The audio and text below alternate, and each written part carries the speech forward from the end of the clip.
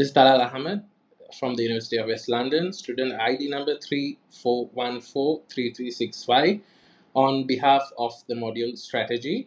Today we'll be talking about Nubank and its future in the banking industry. Today I have with me Mr. Mohammed Nazar Salam, uh, retired manager, international financial services, handling inward and outward remittances. Uh, Thank you, Mr. Nazar, for joining me. I have a few questions, and I hope it is fine with your consent. I can record this session. Yeah, sure. Okay. So, as a banker, do you Yes. think that regulators in countries like Mexico and Colombia are ready to fully support a digital-only bank like Nubank, or is regulation still the biggest obstacle holding them back?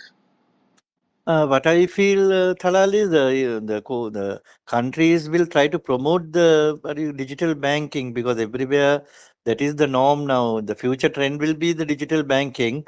So I don't think that will be an obstacle, Thalal. Okay, got it.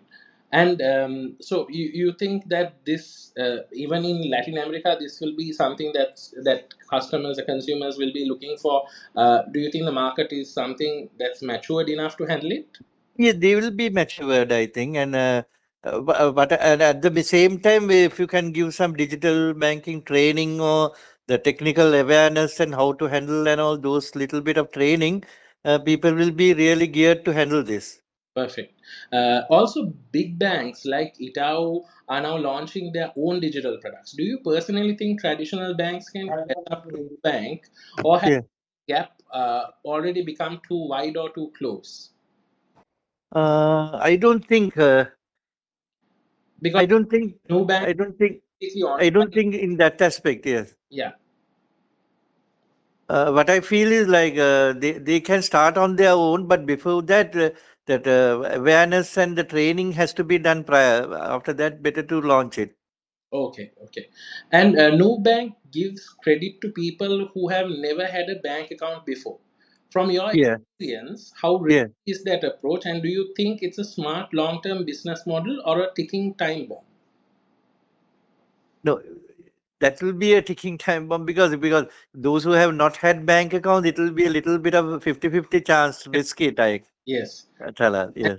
how about in the Sri Lankan context? Do you think, especially with the central bank regulations and everything, something like new bank comes to Sri Lanka? What do you think? Like the watchdogs will they welcome it or will they be against it? How do No, they will certainly welcome, but with a lot of controls and limitations also will be in place because of the recent forward, you? Mhm, the email hacking and all those juggleries taking place. mhm. They will have some lot of controls, and with that they will welcome because always even the present government also going for digitalization. Central bank will be for it with lot of controls. Correct. And do you think now that we are on the topic of Sri Lanka as well, let's say because one part of it is for them to geographically expand, one of their strategies that I'm planning to recommend. So Yes. on that topic, do you think a branchless bank would work in Sri Lanka? Yeah, if they can have get the approval from Central Bank and try to put up a small branch as a liaison office starting with and can see the trend, how is the progress and all. After that, they can establish a bigger branch later on. Correct, correct. Okay, so Nubank says its mission is to give banking access to people who were previously excluded. Do you think a profit driven company listed on the stock exchange can genuinely stay committed to that mission, or will shareholder pressure eventually change its direction? That will of course a tricky question, Chalal, because that they will have to think twice before coming into that aspect. Correct, yeah. So you think that sometimes the shareholder pressure also can influence its mission as well? Yeah, yeah, sure, sure. That will be certainly the shareholders will have a good say on that also. Correct. And lastly, also one more thing. In your honest opinion, is new bank the future of banking in Latin America, or is it just a trend that bigger, more established banks will eventually absorb or outcompete? I couldn't get to it. Can you repeat that again? Yeah. So, in your honest opinion, is new Yes, the future of banking in Latin America, or yeah.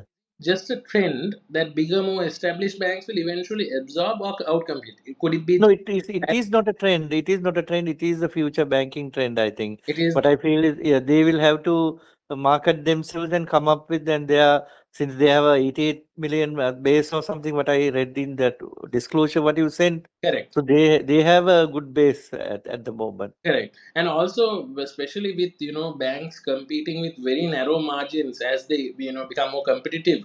Yeah. Do you think that moving the entire operation online, it will definitely save cost? What do you think about that? No, that is a good trend nowadays. Even the establishment cost will be zero, so especially the work from home concept, it will be ideal.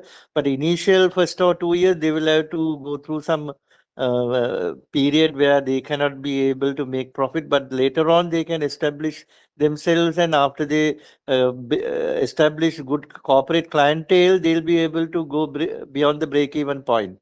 Correct. So, so from your understanding and experience, the Asian markets and the APAC markets are fully approachable from your perspective for Nubank. Yes, yes, totally approachable. Okay.